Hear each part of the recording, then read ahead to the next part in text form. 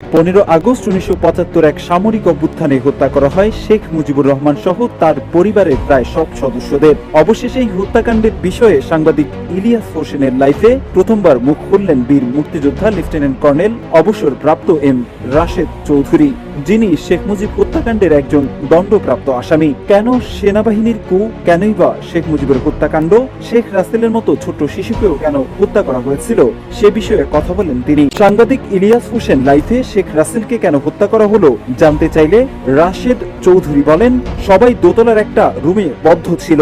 শেখ মুজিব পড়ে গেলে উপর থেকে জানালা দিয়ে গোলাগুলি শুরু হয়। বজলুল হুদার মতে কয়েকজন সিপাহী জানালা দিয়ে গ্রেনেড ড্রপ করে, ওই গ্রেনেড ব্লাস্ট করে বাকি সবাই একসঙ্গে মারা যান।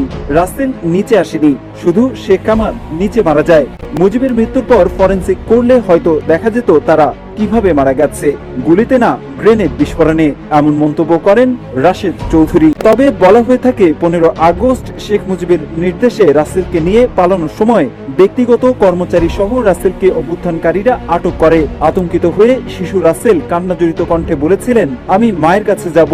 পরবর্তীতে মায়ের লাশ দেখার পর অশ্রুসিক্ত কণ্ঠে মিনতি করেছিলেন, আমাকে হাসু আপা অর্থাৎ শেখ হাসিনার কাছে পাঠিয়ে দাও। পরে এক ঘাতক এসে রাসেলকে ভিতরে নিয়ে গেল এবং তারপর ব্রাশ ফায়ার। বীর মুক্তিযোদ্ধা রাশেদ চৌধুরী বলেন, এই বর্ণনাকে কাহিনী বানানো হয়েছে নাটকীয় মোড় দেওয়ার জন্য। 15 আগস্টের হত্যাকাণ্ড কেন ঘটালেন জানতে চাইলে সাবেক সামরিক কর্মকর্তা রাশেদ চৌধুরী বলেন, যুদ্ধের পর দেশের অবস্থা দেখে তারা হতাশ হন। 1972 থেকে 75 সালের দুর্ভিক্ষ ও লুটপাটের পরিস্থিতি ইয়াং অফিসারদের মধ্যে আলোচনার বিষয় হয়ে উঠছে।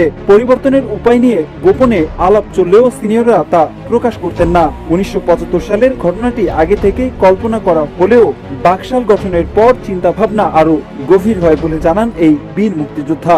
রাশেদ চৌধুরী মুজিবের মৃত্যুর জন্য দুঃখ প্রকাশ করে বলেন, মুজিবের মৃত্যু এবং রাজনৈতিকভাবে নির্দোষদের মৃত্যু দুঃখজনক, তবে এমন কুতে কিছু লোকের মৃত্যু অনাকাঙ্ক্ষিত নয়।